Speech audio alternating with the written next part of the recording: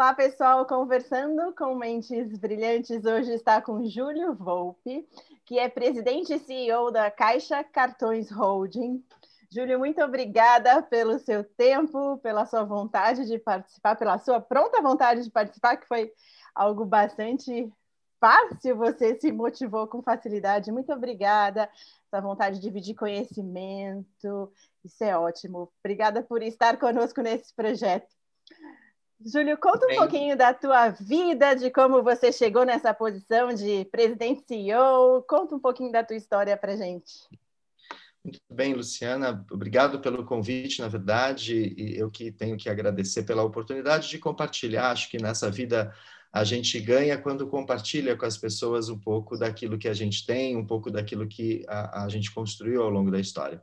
Como você disse, meu nome é Júlio, eu sou um empregado de carreira da Caixa, né? Prestei concurso para a Caixa Econômica Federal no ano de 2000, portanto já há 20 anos, e venho ao longo desses 20 anos construindo uma carreira bastante técnica, bastante sólida. Eu iniciei em agência, trabalhei em todas as posições que você imaginar, já abri conta, fiz empréstimo, trabalhei no caixa, e aí fui galgando uma carreira executiva. Então, fui gerente, gerente geral, fui superintendente de uma região toda, que é ali a região de São José dos Campos e do Vale do Paraíba.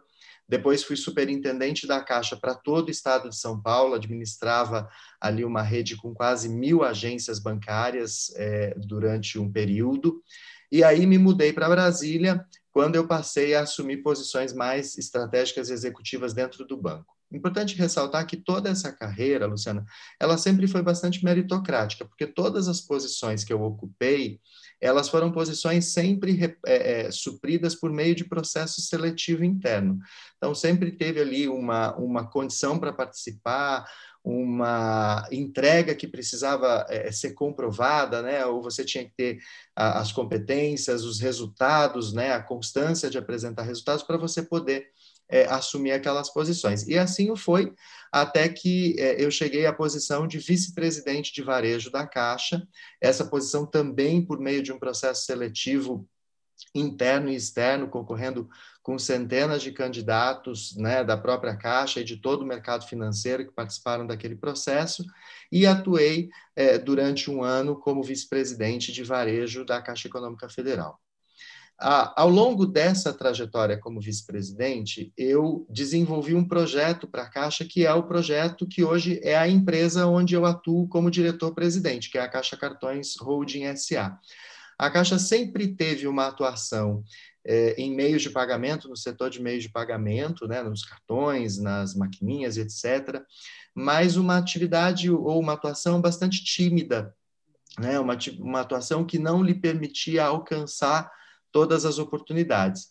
E ao longo do ano de 2019, nós desenvolvemos um projeto para criar uma subsidiária, né, criar uma empresa vinculada ao conglomerado Caixa, que pudesse explorar as potencialidades desse mercado. Então, eu fui convidado pelo presidente da Caixa, o Pedro Guimarães, para assumir como primeiro presidente, primeiro CEO da Caixa Cartões Holding SA. E esse ano de 2020 tem sido uma experiência bastante rica, porque tem sido a experiência de justamente colocar essa empresa, tirá-la do papel e colocá-la em atividade, estabelecer as suas veias negociais, as suas estratégias, as suas estruturas, né, de governança e de operação, para que muito em breve essa empresa possa estar aí disputando o mercado com os gigantes desse mercado e dando à Caixa a possibilidade de escalar também a sua presença no mercado de meios de pagamento. Né? Bom, e acho que é importante também falar um pouquinho do outro lado da minha vida, que é a minha vida acadêmica. Né? Eu fiz faculdade de filosofia, isso antes do banco, claro, eu tinha um outro projeto de vida, e após concluir a faculdade de filosofia, como veio o ingresso no concurso da Caixa, acabou que eu busquei desenvolver os meus conhecimentos no ramo de administração, na área de administração. Então, fiz um MBA, depois um mestrado em desenvolvendo uma pesquisa em inovação, falando bastante sobre inteligência competitiva, e isso me ajudou bastante, inclusive, na própria carreira profissional. E, por fim, fiz um doutorado também em administração, mas aí já na área de estratégia, né? Uma pesquisa voltada diretamente para o estudo da tomada de decisão e quanto que a tomada de decisão de um executivo ela é influenciada ou moderada por características da empresa, por características do ambiente, pelas suas próprias características individuais e como que isso repercute nos resultados que ele apresenta ao longo da sua gestão na organização. Isso rendeu algumas publicações, isso rendeu a participação em alguns eventos científicos, e é um pedaço, né, uma parte da minha vida que eu gosto bastante também, sou bastante estudioso, gosto bastante de ler, de conhecer coisas novas, e procuro estar sempre me atualizando. Isso me ajuda muito na minha atuação como executivo. Eu fico feliz de encontrar pessoas assim, parece que a vida conduz a gente a encontrar pessoas assim, porque a gente começa a ouvir e tem coisas similares, né? Eu faço mestrado também, gosto dessa parte acadêmica também, então eu fico feliz de encontrar pessoas que agregam valor na nossa vida. E obrigada novamente, Júlio, por estar aqui. Você sabe que a gente vai falar sobre liderança e inteligência emocional dentro desse contexto, né, desse mundo corporativo, né, que tem a cultura, os objetivos, as pessoas que estão ali, esse organismo que muitas vezes borbulha por conta da pressão, né? E você dentro de uma instituição financeira, mesmo que às vezes no varejo também tem altos objetivos, sabe o que isso significa? Então, a ideia é entender de você como é que a gente faz uma gestão humana, como é que a gente pensa em pessoas, quando a gente tem altos objetivos para entregar, né? Como é essa rotina, dia a dia. E a primeira pergunta é saber como que é o Júlio, como é que é esse CEO, como é que você faz, como é que você coloca pessoas na sua agenda, como é que é seu dia a dia com elas. Muito bem.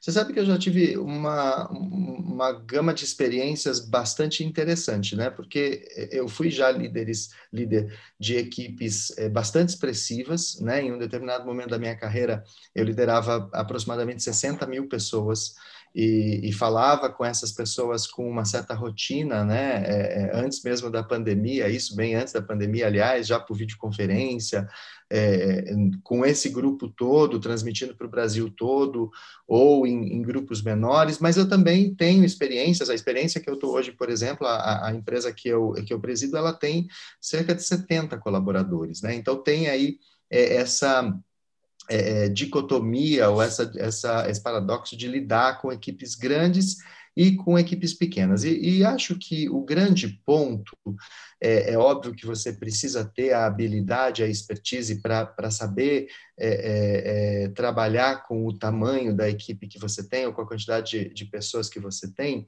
mas o grande ponto é você sair daquele clichê de que as pessoas são o principal ativo da sua organização e partir para a prática desse conceito disso, né? no seu dia a dia. Uhum. Né? Não é a frase ou o conceito que vai dizer se você é ou não é um bom gestor com pessoas, se você sabe ou não lidar com os desafios do dia a dia, com as situações que você muitas vezes se depara em relação a uma crise, em relação a um problema que muitas vezes envolve relações interpessoais, envolve questões de cultura, como você bem colocou na introdução da pergunta, mas acho que muito mais do que as frases, as palavras, os conceitos, é a sua vivência, é aquilo que você pratica, é aquilo que você exerce. Então, tanto quando eu lidava com equipes muito grandes, como quando agora com uma equipe em um número bastante razoável, porque 70 pessoas é uma equipe que eu considero particularmente razoável para se lidar, não é uma equipe pequena. Eu acho que o grande ponto é como você exercita essa liderança do contato com as pessoas no seu dia a dia. Né? Como você interage com essas pessoas, como você engaja essas pessoas nos seus propósitos, como você constrói, junto com as pessoas, um propósito único.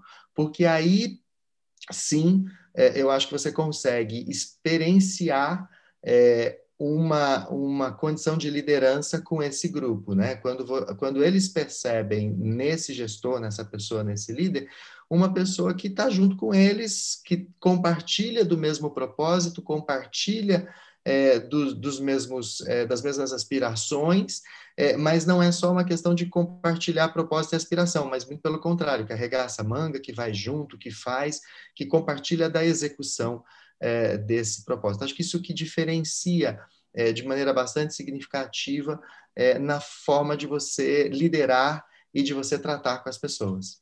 O que você diz, vou tentar traduzir aqui, trazer para a prática, né? Se a gente fala numa gestão humana, eu preciso, na prática, sair desses clichês e ser um bom líder no aspecto humano, realmente, né? Ser cordial, falar, né? Exigir quando for necessário, mas fazer isso de uma forma eu particularmente positiva, acho né? que quando você faz isso de uma maneira fluida, de uma maneira verdadeira, né? Não é distribuir cartãozinho de frase feita. Estou falando bastante disso, porque acho que a gente tem que exemplificar para que as pessoas possam entender bem, né? A gente tem que sair daquela coisa meio mecânica, de achar que fazer gestão de pessoas fazer algumas ações ou algumas coisas que, vou distribuir um livro, vou fazer um coffee break, agora com a pandemia essa coisa das aglomerações está um pouco complexo de lidar, mas não, acho que assim, a gente tem que trabalhar isso para uma prática cotidiana, para uma prática verdadeira, para uma prática incorporada dentro da gestão. Né? E aí não é fazer gestão de pessoas, mas é fazer gestão com as pessoas, é trazer as pessoas para o exercício do dia a dia, para a construção das estratégias, para a discussão dos problemas, para o encontrar as soluções para os desafios que se tem. Acho que esse é o grande desafio, engajar as pessoas. E quando as pessoas passam a participar, elas se sentem proprietárias daqueles objetivos, já não são mais objetivos da diretoria da empresa, já não são objetivos do meu chefe, são os meus objetivos, né? Eu me comprometo com esses objetivos a hora que eu me engajo, e com isso eu participo da construção desses resultados ou das ações que vão levar aos resultados que a empresa espera, né? Até porque as pessoas percebem, né, Júlio, se não for verdadeiro, as pessoas percebem que sem ele dúvida. está tentando, mas não está dando certo, né? Sem dúvida, sem dúvida. A gente vive isso com muita frequência no dia a dia, né? Quando a gente percebe determinadas atitudes e exemplos que traduzem exatamente o inverso do que está sendo falado, né? Eu acho que essa sincronia entre o que se fala e o que se faz, entre o que se fala e o que se expressa, o que a atitude demonstra, que é fundamental para conquistar o engajamento das pessoas. E aí, você como líder consegue engajar 5 pessoas do seu time ou 50 mil pessoas para o seu time. Eu não tenho dúvida disso, eu tenho experiência nos 2 exemplos, né, por conta justamente de buscar esse movimento. Acho que a gente tem que tentar traduzir essa verdade na atuação prática do dia a dia com a maior fluidez possível, né?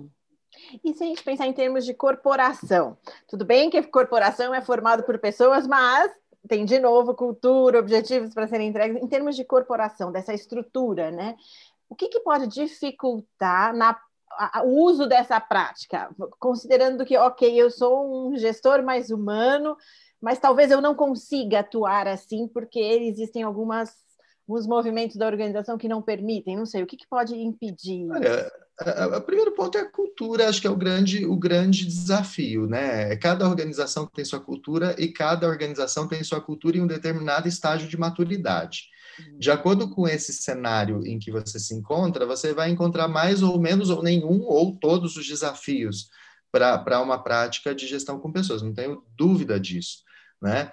A cultura, ela se materializa principalmente por meio de símbolos e ritos, né? É por meio de comportamentos que expressam aquilo que está entranhado no âmago e na essência daquela organização. Então, acho que o primeiro ponto para uma liderança perceber é justamente perceber quais são os ritos, quais são os símbolos que traduzem ou que materializam os elementos daquela cultura, para ele poder identificar o terreno onde ele está e qual é a intensidade das ações ou até que ponto que, eventualmente, ele precisa voltar lá no começo, né, de um planejamento, de uma ideia, para poder garantir o sucesso de uma determinada ação, de uma determinada medida ou de uma determinada decisão. Né? Tomar uma decisão, implementar uma estratégia, lançar um produto, fazer qualquer coisa, né? Sem levar em consideração a cultura existente e como você encaixa isso num processo de incorporação dessa novidade ou dessa estratégia ou do que for a essa cultura, com certeza algo que, para dar certo, vai exigir muito mais esforço, muito mais trabalho. Então, para mim, o primeiro passo, sempre que eu cheguei em determinadas equipes, né, mesmo nas mudanças, agora com a construção de uma empresa nova, meu cuidado tem sido muito grande no entendimento dessa questão de cultura organizacional, porque ela é o elemento que vai ser o terreno fértil ou pedregoso para você conseguir deslanchar seu projeto, para você conseguir engajar as pessoas, para você conseguir atingir os seus resultados. E aí vai muito da habilidade da liderança em perceber. E não significa se adaptar, Luciana, não necessariamente. Não quer dizer que a cultura que está lá, ela está certa. Muitas vezes, acho que na maioria das vezes, a cultura precisa ser mudada, ela precisa ser transformada. Só que você não implode uma cultura do dia para a noite. Né? Aliás, você não processo implode de uma cultura transformação, organizacional. né? Ele é um processo transformacional, você disse muito bem. Então, assim, para você conseguir um movimento, né, ele é um movimento de médio e longo prazo, você precisa entender as bases daquela cultura existente para daí você poder ir conseguindo fazer o manejo adequado de forma que você consiga provocar uma transformação cultural um pouco ali à frente. Né? Pensando em pessoas, agora indo para os times, você aí que começou como filósofo, talvez consiga ter uma resposta melhor por conta de entender um pouco mais as pessoas, né? Mas o que pode dificultar para alguém, um ser humano, não desejar esse desenvolvimento, né? Essa busca por melhorar competências comportamentais, a busca pela inteligência emocional, ou por que é mais fácil eu ir para o lado cartesiano? Isso eu estou pondo uma afirmação, eu nem sei se ela é tão correta assim. Eu talvez não iria por esse caminho também, mas assim, eu queria primeiro fazer uma consideração. Eu acho que realmente filosofia me ajuda muito. Né? Imagina. A ter feito particularmente essa graduação me deu uma base humana bastante significativa para aquilo que hoje eu trabalho, porque assim, ainda que eu trabalhe na indústria financeira, eu entendo o meu trabalho como um trabalho de liderança influenciadora. Né? Eu trabalho para conquistar as pessoas, para que essas pessoas, junto comigo, construam projetos inovadores, construam projetos disruptivos, construam resultados significativos e que se destaquem. Então, acho que a essência desse processo está em fazer isso junto com as pessoas e, para isso, entender das pessoas, e a filosofia me ajudou muito nisso, né? Me ajudou a entender como as pessoas pensam, como a gente pensa, né? Como a gente reage, como a gente elabora a nossa angústias, né? o nosso conhecimento e como a gente se comporta em sociedade, né? Eu lembro muito, tenho um carinho especial da minha época de faculdade para as disciplinas de ética, porque elas ajudaram muito a entender o comportamento do ser humano e a não julgar tanto o ser humano. A gente tem uma tendência muito grande, né, quando chega numa empresa, numa equipe, a julgar as pessoas. Fulano é assim, fulano é assado, fulano é desse jeito, fulano é daquele jeito, fulano quer isso, fulano quer aquilo. Não, né? Eu acho que a gente tem que um pouco parar com esse comportamento ruim de ficar julgando o outro, e principalmente porque a gente, quando tende a julgar, quase sempre a gente julga pelas aparências, a gente julga com pouquíssimo conhecimento, com pouquíssima interação ou experiência, sem saber os motivos pelos quais aquela pessoa está se comportando daquela forma, está reagindo daquela forma, ou por que ela pensa daquela forma. pelo simples fato de ela pensar diferente, dela se comportar diferente, dela querer algo diferente da gente, a gente simplesmente já estabelece barreira, etiquetas, né, labels e acaba discriminando, recriminando pessoas. Acho que isso é um comportamento que a gente... Minando, né? Pois é, minando, Que né? é o pior caso, No é. ambiente corporativo, muitas vezes isso é uma realidade. Acho que a gente tem que tomar muito cuidado com isso. Voltando para a sua pergunta, eu não acho particularmente que as pessoas simplesmente querem ou não querem desenvolver competências comportamentais, desenvolver habilidades. Acho que o querer desenvolver, sem dúvida nenhuma, é uma atitude ou é um ato de exercício necessário e o inicial, na verdade, o É um ponto de exercício, né? partida. Essa palavra é ótima, é um exercício. E tem que ser um exercício voluntário e ele tem que ser um exercício consciente para que a pessoa possa desenvolver competências comportamentais e habilidades. Eu não tenho dúvida disso. Né? Ninguém desenvolve uma competência por osmose ou fazendo fotossíntese no sol. Né? As pessoas desenvolvem uma competência, seja ela qual for, ou uma habilidade, seja ela qual for, por meio do conhecimento, da técnica e principalmente da prática e do hábito. Eu não tenho dúvida disso. Cada um tem sua fórmula, cada um tem sua metodologia, mas basicamente você tem esses elementos na base de qualquer forma ou de qualquer metodologia. Eu preciso conhecer, eu preciso entender, eu preciso incorporar, e aí eu preciso começar a praticar. Primeiro, mais ou menos, porque ninguém começa pela primeira vez perfeitamente, mas eu vou adaptando, melhorando, desenvolvendo aquela minha prática até que eu possa dizer, olha, eu domino essa competência, eu domino essa habilidade, eu me sinto, inclusive, confortável até, eventualmente, para ensinar, para transmitir o conhecimento para os outros. Então, o hábito de tomar a decisão, ele é o hábito, ele é o ato, na verdade, número 1 do processo de desenvolvimento de uma competência. Agora, muitas vezes a gente acha, e eu já vivi isso muito no meio corporativo, né? Situações, tal pessoa não quer desenvolver a competência, por exemplo, de vendas, ou a competência de negociação, ou a competência de relacionamento interpessoal, como se o simples fato de querer ou não querer fosse a única coisa.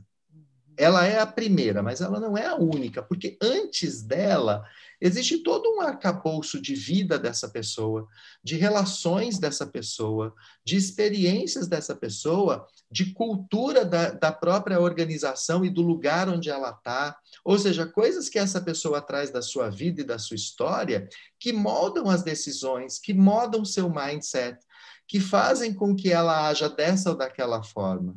Então, não é só uma questão de dizer, você não quer. É muito fácil jogar a responsabilidade no ato de querer, no outro e no hábito de querer, no ato do outro querer ou não. Não, tem um monte de coisas para trás, né? Eu, por exemplo, hoje, puxa vida, eu tenho Talvez 41 o anos líder tenha que ajudar nesse processo de construir essa consciência do outro, né? Não sei, para ajudar.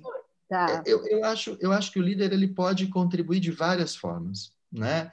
Ele tem que contribuir identificando se tem espaço, e aqui o espaço não é físico, mas é espaço, né, em todos os sentidos para poder desenvolver aquela competência, né? Se a pessoa está realmente num momento profissional e pessoal que otimiza o desenvolvimento daquela competência, para perceber se as ferramentas que estão sendo ofertadas para o desenvolvimento daquela competência são as necessárias para aquela pessoa, né? Eu vejo muito também da minha experiência de a gente fazer planos de desenvolvimento individual, planos de desenvolvimento de times, em que você não identifica corretamente quais são as ferramentas que são necessárias para o desenvolvimento de certas competências, investe-se, investe-se, investe-se, investe-se, e depois de um ano está todo mundo no mesmo lugar. Você só deu voltas, né? Só andou em círculos e não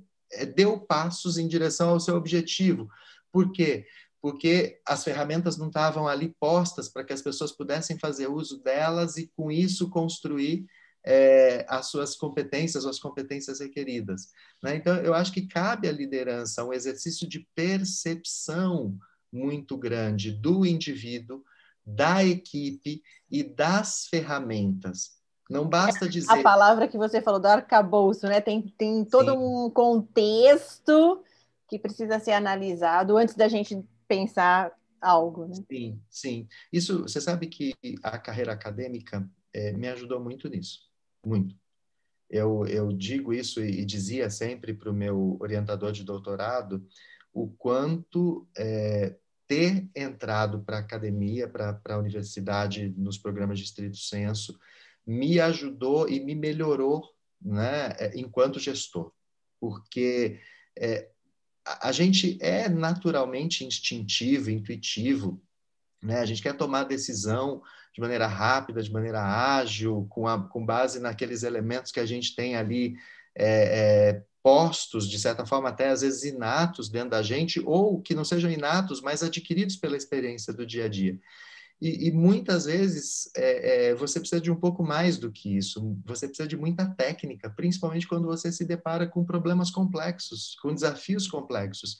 Se você não tiver técnica para fazer diagnóstico, se você não tiver técnica para desenhar projetos, se você não tiver técnica para fazer gestão da execução, você tem grandes chances ou de não atingir o objetivo que você se propôs, ou de atingir parcialmente, ou se atingir, atingir com muito mais tempo do que o necessário ou do que o previsto, ou com um dispêndio de recursos imensamente maior do que o necessário ou do que o previsto.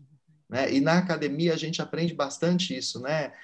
A gente aprende muito a questão do método científico, então o método de ler, o método de escrever, o método de testar e de experimentar os conhecimentos, e isso ajudou bastante no desempenho da minha atividade profissional a parar um pouquinho e perceber as coisas nos seus tempos, né? E com isso ser mais eficiente nos projetos e nos trabalhos que eu venho liderando.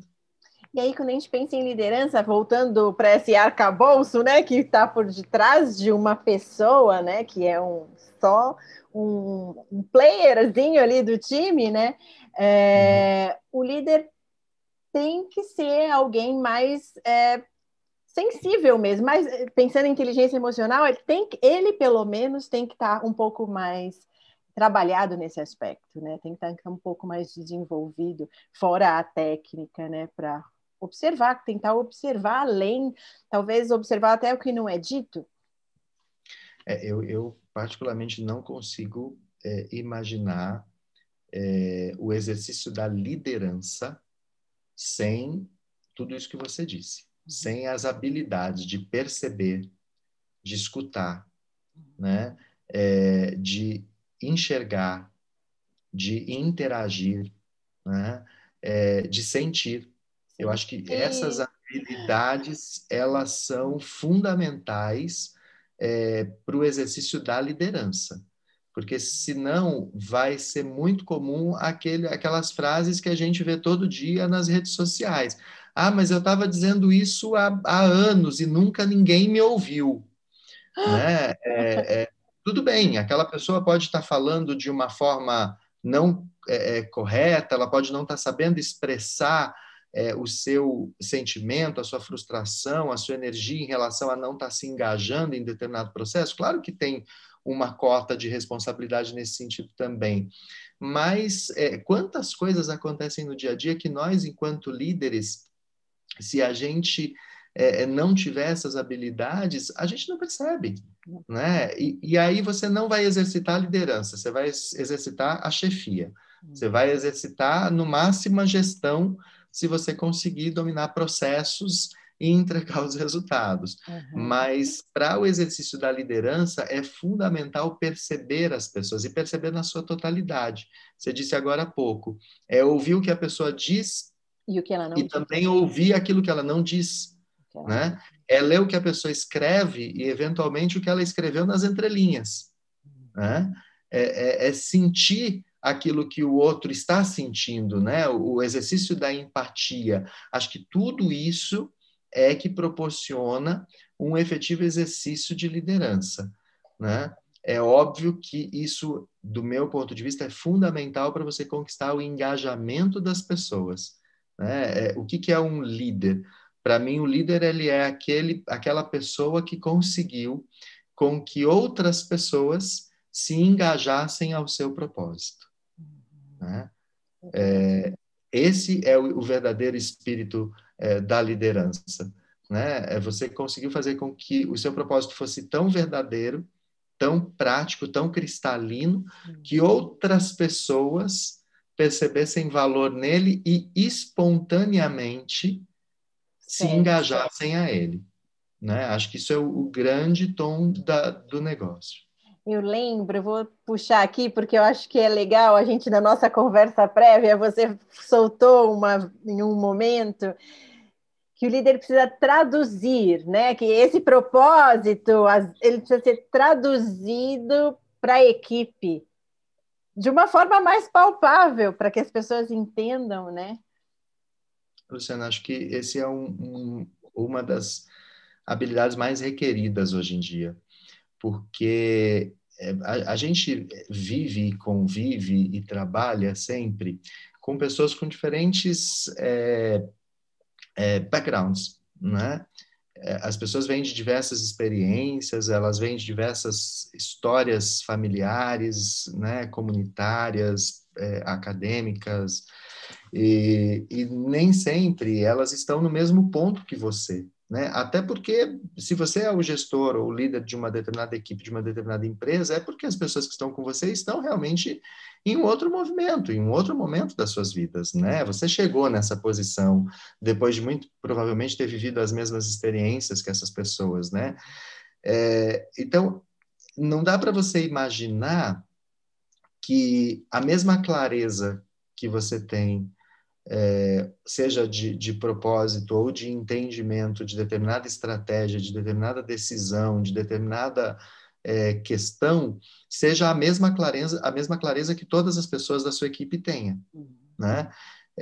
E isso intensifica ou se potencializa muito quando você lida com equipes grandes, né? Como eu disse, eu tive uma experiência de liderar mais de 60 mil pessoas, e falar com 60 mil pessoas, você tem que ter um cuidado muito grande, porque muitas vezes você está falando com diversas culturas, né? A palavra errada, né? Perde. Pois é.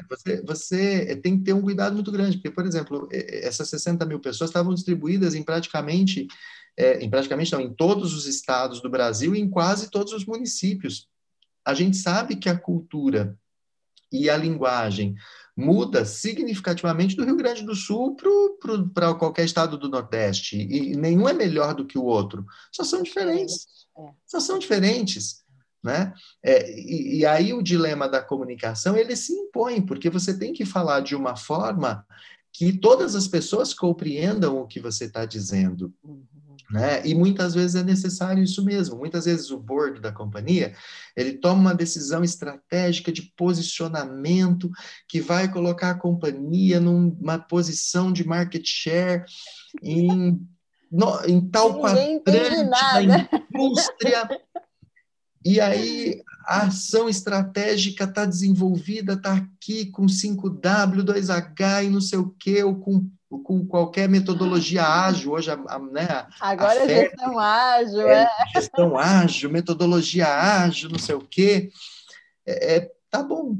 Quando você fala isso para a sua equipe entende, a sua equipe compreende o que você está falando, a sua equipe sai dessa agenda, seja ela agora virtual ou presencial, e ela consegue... Entendendo o que é importante ou que é só uma modinha nova, pois né? Não só entendendo o que é importante e ato contínuo, sabendo fazer aquilo que precisa ser feito, ou ela volta para a realidade dela e fala, tudo está do mesmo jeito. Vai passar, é só um... ou se for uma modinha, vai passar, ou, tá, é cobrança de novo, ou, tem que fazer a mesma coisa, sabe? Essa preocupação que as pessoas compreendam aquilo que você está colocando é fundamental. E aí é aquilo que eu disse para você na outra vez que a gente conversou, a habilidade do líder em traduzir para as pessoas né, em transcrever aquilo que as pessoas precisam compreender do jeito das pessoas é fundamental. Eu me lembro quando era diretor para a rede da Caixa, que a minha experiência, tendo sido gerente de agência, ela era fundamental, porque muitas vezes a minha equipe vinha, não, vamos fazer desse jeito, vamos colocar na sua apresentação uma tela com esse fluxograma. Eu parava, pensava como exercitava empatia, pensava como na época que eu era gerente de uma agência e falava assim, não, peraí, o meu colega que é gerente de agência, que faz parte da minha equipe, ele não vai entender por esse fluxograma, isso aqui é complexo demais, e não é porque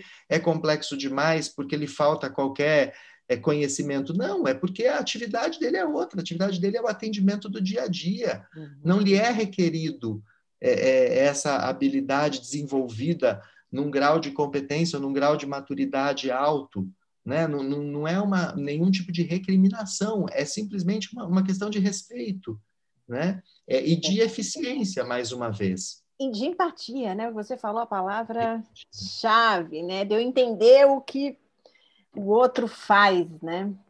Exatamente. O contexto do outro. Isso é fundamental.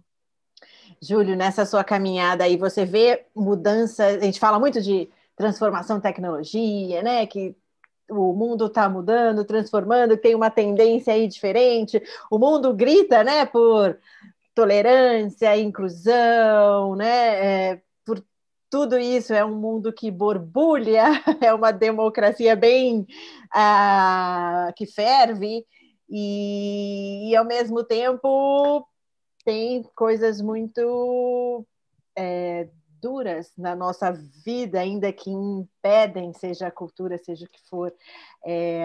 Você vê uma tendência, o mundo está em transformação por N fatores, você vê as organizações se transformando também e essa liderança seguindo no sentido de líderes mais próximos, líderes mais humanos. Você sente alguma coisa nesse aspecto? Sim, sem dúvida. Eu concordo com você, acho que o mundo ele não está em transformação. O ser humano ele existe em transformação. Ele se transforma a todo momento. O quanto a gente já não se transformou, né? Não é uma questão de temporalidade dizer que o mundo está em transformação e semana que vem essa transformação vai acabar e a gente vai ter passado por uma nova etapa, né? A gente até tenta na história estabelecer algumas marcas que marcam as mudanças, né, da Idade Média para a Idade Moderna, da Idade Moderna para a Idade Contemporânea e etc. Mas hoje a gente consegue perceber que as coisas não são assim, né? Não são chaves que se viram. E essa transformação ela é contínua, porque ela é da essência do ser humano, ela é da essência da cultura e das relações entre os seres humanos. É óbvio que o crescimento exponencial dos meios de comunicação, da internet, das redes sociais, né, da própria tecnologia e da velocidade com que a troca de informações de conhecimento ela está acontecendo no nosso mundo e cada vez de maneira mais rápida, de maneira mais veloz.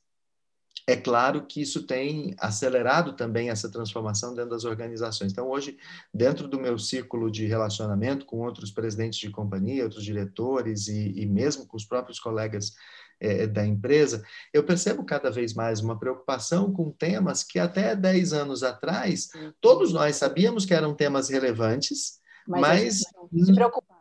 Eles não estavam no centro, eles não estavam no foco. Como você disse, a inclusão de tantas exclusões que o nosso país é feito, né, e o mundo todo, na verdade, isso não é uma prerrogativa brasileira, mas a questão da inclusão, a questão do próprio mindset do cliente, né? Hoje as empresas estão vivendo muito a questão da cultura centrada no cliente, customer-centric. Acho que isso também é um elemento que mostra um pouco dessa transformação, de perceber o que o cliente precisa e não o que você oferece, né? De não ficar defendendo as suas posições, mas a posição daquilo que é importante para o cliente que está consumindo o seu produto. Então, acho que tudo isso tem levantado as questões ambientais, também tem levantado uma série de questionamentos importantes para as empresas, né, de posicionamento. Eu acho que tudo isso tem feito com que a sociedade toda se transforme, mas também que as empresas se transformem. Eu tenho percebido na pauta das empresas, na pauta das companhias, uma atenção a esses temas bastante significativas, né? As empresas com ações concretas para a inclusão de maneira mais efetiva de mulheres, de pessoas negras, de pessoas da comunidade LGBT, de pessoas com deficiência de qualquer natureza, com pautas de responsabilidade social, ambiental e de governança, o ESG. Então, eu tenho percebido que esses assuntos têm saído dos apêndices de planejamento e têm ocupado um espaço core, muitas vezes ocupando até o próprio propósito das organizações, né? Hoje nós já temos, antes você tinha isso como propósito basicamente em organizações não governamentais, por exemplo, ou em instituições do terceiro setor. Hoje você já tem grandes empresas que estão incorporando esses conceitos como práticas no seu dia a dia e também como elementos dos seus propósitos, de suas missões, dos seus mais variados mecanismos ali, ritos e símbolos da sua cultura. E isso tem sido cada vez mais presente. Eu ainda acho que a gente está no começo, eu ainda acho que a gente tem um longo caminho pela frente, né? Se a gente, particularmente, tiver uma leitura de que do jeito que isso já se incorporou, no estágio que a gente está, tá bom, a gente corre um risco muito sério desses temas serem de fato uma modinha, como você falou no começo, né? Não, muito pelo contrário, tem muito ainda a ser feito, porque o que ainda precisa ser intencional, né? Precisa ser intencional, precisa ser formal, né? Precisa ser institucional, precisa ser acompanhado e devidamente medido, né? Precisa ser representativo. Até que seja natural, né? Até que seja realmente algo do dia a dia da prática. Acho que esse é o grande desafio que a gente tem, né? Porque nós só estamos muito no começo, a gente só, de fato, parou e falou assim, não, isso é importante. Não, agora, antes, acho que isso talvez seja uma tendência, né? Olha, uma tendência a falar de inclusão, é bonito falar de inclusão, você vai ganhar uma capa de revista, você pode ganhar um prêmio de uma determinada relevância nacional se você tiver ações voltadas para esse tipo de coisa. Hoje não. Hoje já não é mais tendência, não é moda. Hoje é importante. As pessoas precisam disso, é relevante nesse momento, né? Só que ainda o equilíbrio entre teoria e prática ainda não é perfeito, né? Então ainda tem um desafio bastante grande para que a gente possa transformar esses temas em temas do cotidiano e que vão perpassar não só as organizações, mas a própria sociedade. Posso traduzir? E aí, pensando num filme, né? Não só no nosso momento. É claro que, gente, de uma análise mais filosófica, o ser humano sempre busca esse crescimento, né? Esse entendimento de ser melhor e tal, mas eu posso traduzir como esse nosso momento de transformação, essa tendência que a gente sente que é relevante, mas que ainda precisa ser pensada, porque ainda não é natural. Posso dizer que o mundo precisa realmente de pessoas melhores em todos os ambientes, inclusive dentro das organizações, para que a gente tenha isso de forma natural. Enquanto a gente não for melhor como ser humano, o indivíduo, né, a gente não consegue atuar no coletivo, talvez. Eu gosto dessa abordagem, Luciana, quando ela é individual, né? Eu gosto dela quando ela é individual no sentido de sua consigo mesmo, né? Eu tenho plena convicção que eu preciso ser melhor para a organização onde eu atuo, para a família que eu vivo, para a comunidade com a qual eu me relaciono, para a sociedade onde eu estou inserido. Eu tenho convicção disso, né? Mas eu gosto muito desse exercício no eu, porque quando eu jogo ele no nós, ou quando eu jogo ele no eles, então fica pior ainda, eu tenho uma tendência a me esquivar, né? O ser humano ele sempre tem uma leitura de que assim, ele domina os mais fracos, ele domina as outras espécies, né? Ele faz e acontece, e ele está pronto e acabado e perfeito, né? Então, a tendência quando você joga isso, a sociedade, nós precisamos de pessoas melhores, a gente precisa de pessoas melhores, mas quando eu digo que a gente precisa de pessoas melhores, nem sempre eu estou dizendo que eu, inclusive, preciso ser melhor, né? Então, eu acho que isso... aquele olhar prepotente dizendo que eu já estou resolvido, né? Eu acho que a gente precisa trazer isso para a primeira pessoa do singular, né? E dizer que eu preciso ser melhor para a empresa onde eu trabalho ser melhor. Eu preciso ser melhor para a minha família ser melhor. Eu preciso ser melhor para o meu país ser melhor. É fácil transferir a culpa e terceirizar a culpa para o governo, para os empresários, para a mídia, para seja lá quem for, né? Para os outros, enfim. A gente né? tem que trazer primeiro para o eu, né? Pois é. Então, eu acho que essa abordagem faz sentido, mas eu tenho que fazer esse disclaimer importante de que tudo começa com a gente, né? Tudo começa com a gente. É isso mesmo. É isso mesmo. Júlio, você falou aí que teve uma equipe muito grande já, né? Que já trabalhou em diferentes tamanhos de equipes, já liderou tamanhos de equipes diferentes. Como é que a gente faz gestão de conflito e faz essa pessoal trabalhar de forma colaborativa, pensando em gestão humana? Bom, você tem dois pontos aí importantes. Primeiro, a gestão de conflitos, propriamente dito, e o segundo, que é proporcionar um ambiente colaborativo, né?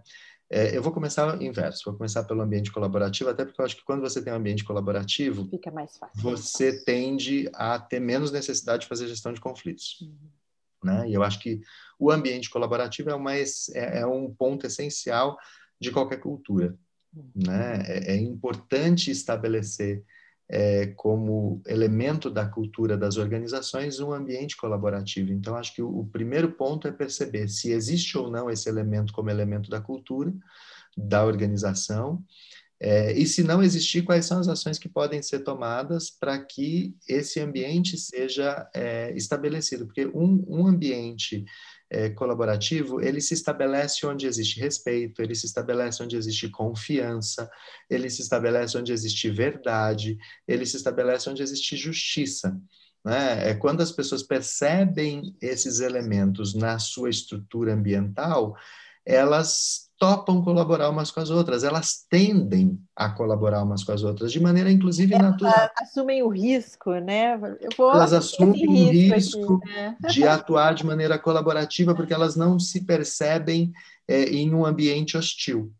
Né? Então, acho que o grande desafio é conseguir diagnosticar corretamente o ambiente, perceber esses elementos ou a falta deles e estabelecer ações que possam desenvolver esses elementos. Isso torna o ambiente mais colaborativo, isso faz com que as pessoas adquiram mais familiaridade com a colaboração. É óbvio que aí os aspectos de longevidade na companhia também são importantes, né? Empresas com alta rotatividade têm mais dificuldade. Ou com competição, né? Empresas que têm... Podem ter mais dificuldade, não necessariamente têm, mas podem ter mais dificuldade de desenvolver esse tipo de ambiente, mas ele é fundamental. Isso minimiza a necessidade da gestão de conflitos. Né? A gestão de conflitos ela é um grande exercício para mim. Né? Eu acho que a gente se vê... Todo mundo, né? A gente se vê quase que diariamente, para não dizer a todo momento, diante de conflitos de maior ou menor intensidade. Mas quando você tem respeito, quando você prima pela técnica, quando você prima pela discussão de conhecimento, né, pelos elementos técnicos que embasam a discussão que está sendo feita ou o conflito que está sendo posto, eu acho que você limpa a maior parte do campo. né? Ainda podem sobejar algumas questões emocionais na gestão do conflito? Pode. E aí eu acho que o líder tem que buscar ajuda, né? Líder não é Superman, né? Você não tem nenhuma obrigação, ou Superwoman, você não tem nenhuma obrigação de ter todas as respostas e de resolver todos os conflitos ou todos os problemas, né? E eu acho que é muito importante quando se há conflitos e eles, todo o aspecto técnico, a questão em si do conflito está superada, e aí sobejaram ainda questões emocionais ou relacionais. Na minha experiência, vale muito o líder contar com apoio profissional para isso, né? Da área de gestão de pessoas da empresa, de uma empresa especializada na gestão de conflitos, eventualmente de profissionais até psicólogos que possam ajudar nesse tratamento. Por quê? O líder pode se aventurar em fazer isso? Pode. Se der certo, que ótimo.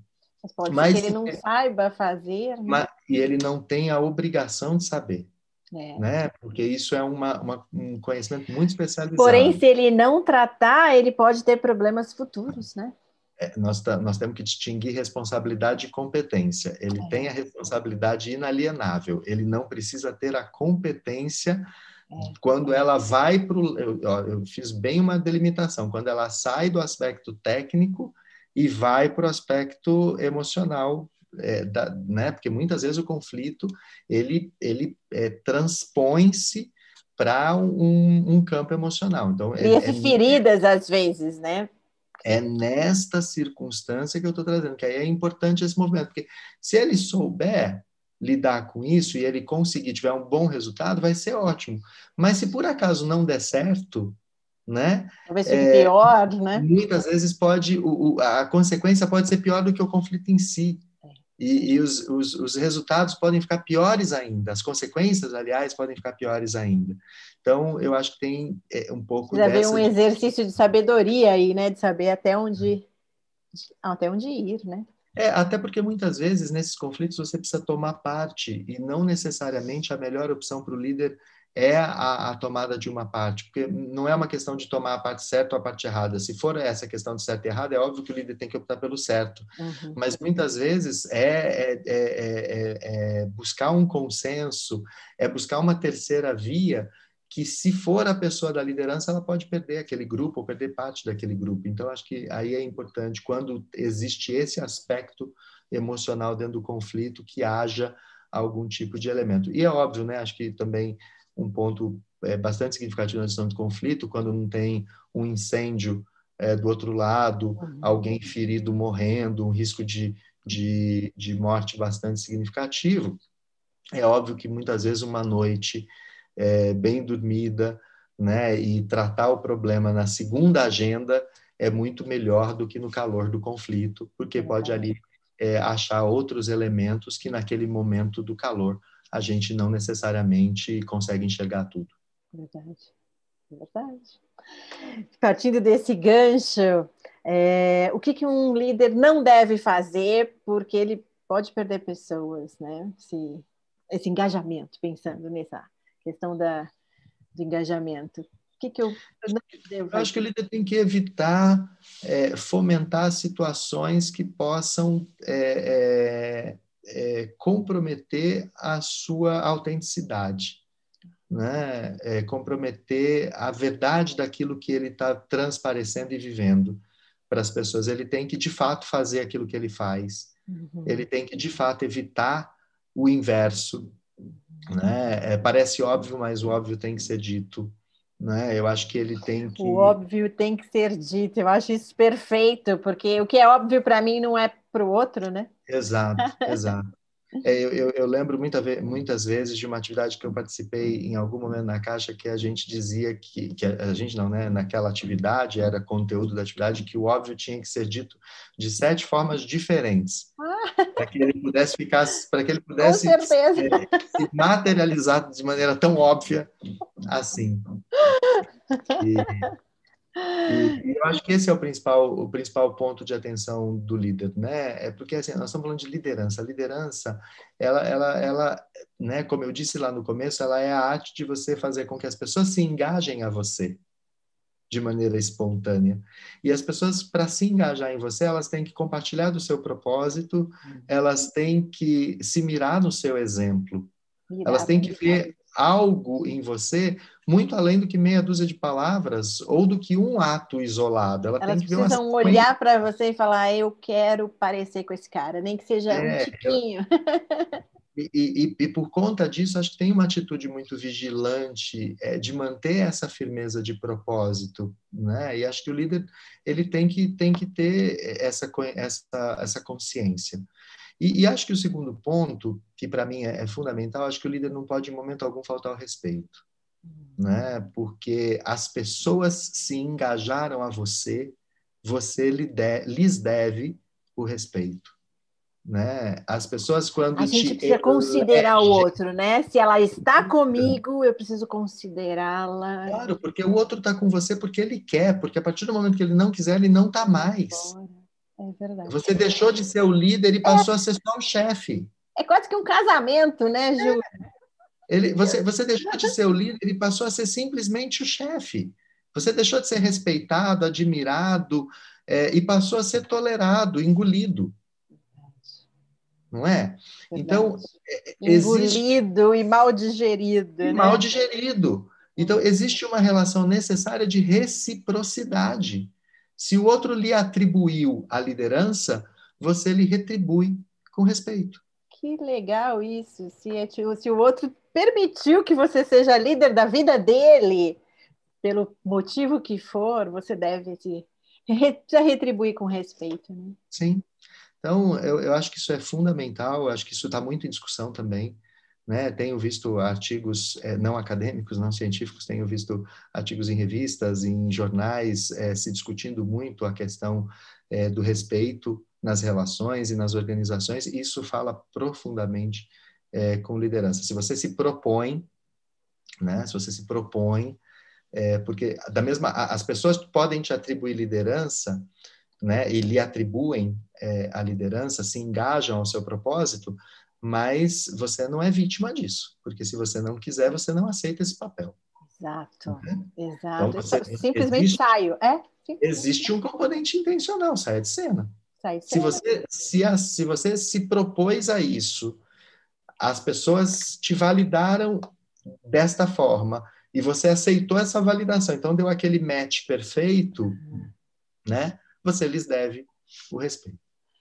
Pensamento fantástico, no sentido de propósito, do não vitimismo, né, da responsabilidade, Sim. do respeito. Que fantástico, perfeito. E Que nesse bom, momento Luciana. de transformação que a gente está falando, e que você falou algo que eu gostei muito, o ser humano existe em transformação, qual é o perfil dessa liderança? Ele ou ela, né? Quem é? Como é que tem essa cara? Qual é a cara dessa pessoa que o mundo clama tanto? Eu acho que a gente tem que pensar no inverso dessa pergunta. Ou que a resposta, na verdade, tem que ser aquela que você não está esperando. Ah, Essa pessoa não tem que ter uma cara. Não tem que ser ele ou ela, não tem que ser jovem ou idoso, não tem que ser negro ou branco, não tem que ser americano ou africano. Não tem que. Não tem que. Né? Acho que a gente tem que se despir um pouco dos paradigmas, se despir um pouco dos pressupostos e das formas, porque a gente está falando exatamente de inclusão, a gente está falando exatamente de coisas que são importantes, de uma virada de chave desse processo de transformação. Então, acho que a cara do líder desse momento que a gente precisa é a cara de cada um de nós, né? De cada um de cada uma das pessoas, porque assim a gente não pode correr o risco de substituir os padrões que tirar de estavam uma caixinha e colocar até na muito outra sem pouco querer. tempo por outros padrões que vão excluir outras pessoas. Nós não estamos lutando e clamando pela inclusão de tantas categorias, né? Como eu falei lá, de negros, mulheres, LGBTQ, pessoas com deficiência, para tirar de cena quem não se enquadra nesses padrões. Né? Não é isso que essas pessoas querem. Essas pessoas querem participar tanto quanto, e só isso. E Ou todo mundo. seja, não precisa ter uma cara desde que tenha tudo que a gente já falou antes, né? Nós não precisamos e não devemos criar novos estereótipos. O nosso mundo já está cheio demais de estereótipos. A gente precisa abandonar os estereótipos. Precisa ter só o que a gente falou, né? Respeito, a empatia, a consideração, né? Sem dúvida, sem dúvida. Valores. Valores. Precisa ser uma pessoa plena de valores. Uma pessoa plena de valores. Seja ela quem ela for. Uma pessoa plena de valores.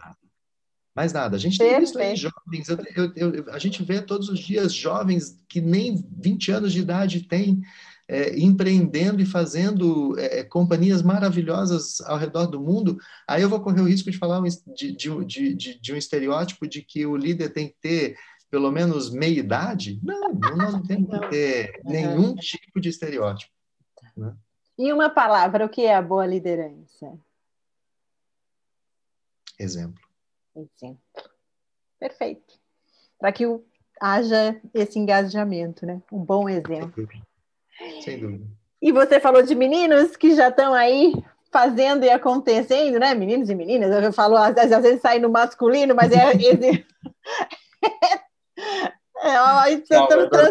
a minha sinapse ainda funciona assim. Um dia transforma, tem que mudar o hábito. Mas essa pessoa, né, que é tão nova e já está em posições de liderança e com essas startups, ou mesmo em uma posição de liderança maior dentro de uma organização. Júlio, qual é o conselho, se for possível, né? Qual é a mensagem que você pode deixar para esse pessoal mais novo que está aí? Olha, eu acho que a crença é a principal sinalização que eu posso dar nesse momento. Eu quando olho para trás, né, e vejo a história que eu, graças a Deus, construí com muito empenho, com a participação de milhares de pessoas, eu vejo que ela foi possível porque eu não desisti das minhas crenças, né? Eu lutei muito por elas, eu não traí os meus valores, aquilo que eu acreditava como justo e honesto para mim e para as pessoas, e dei todo o meu esforço para poder alcançar as conquistas que eu tanto almejava. Então, pensando nessa geração mais nova, que está cheia de ideias, que eles realmente acreditem nessas ideias, que eles realmente não desistam dessas ideias, que muitas vezes não é na primeira tentativa que dá certo, e isso realmente, a vida da gente, ela é composta de falhas e acertos, né? Mas que as tentativas que não deram certo sejam um aprendizado para a grande tentativa que vai dar certo, né? Eu acho que esse conselho, né, não acho uma palavra bacana, mas essa questão de incentivar a crença, ela é fundamental para que as pessoas possam ousar, para que as pessoas possam empreender, para que as pessoas possam exercer seus sonhos, exercitar seus sonhos. Acho que isso é o fundamental. Exercitar os sonhos. Que gostoso ouvir isso. Como é bom falar com um líder que tem um pezinho na academia e que ao longo da vida desenvolveu outras competências, né? E que consegue falar de forma profunda, porque é profundo, né? Se a gente analisar, é bem profundo. Obrigada, Júlia. Que bom. Eu também agradeço, Luciana. Foi um bate-papo muito bacana, muito especial.